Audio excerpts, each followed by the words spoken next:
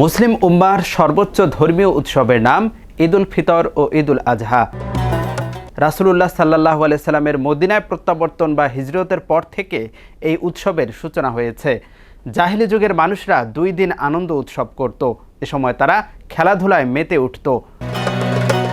তাদের আনন্দ উৎসবের এ দিনকে ঘিরেই রাসূলুল্লাহ সাল্লাল্লাহু আলাইহি ওয়াসাল্লাম মুসলমানদের জন্য পৃথকভাবে 2 ঈদের ঘোষণা দেন।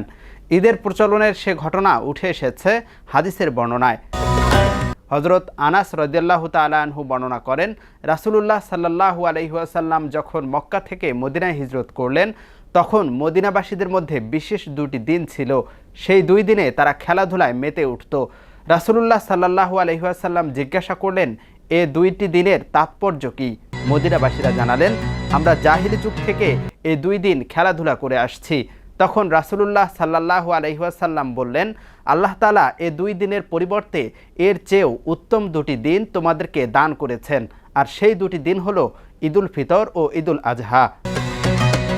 এরপর থেকেই প্রতিবছর মুসলমানরা আরবি শাওয়াল মাসের 1 তারিখ পবিত্র ঈদ উল ফিতর এবং জিলহজ মাসের 10 তারিখ পবিত্র ঈদ উল আজহা ঈদ উদযাপন করে আসছে।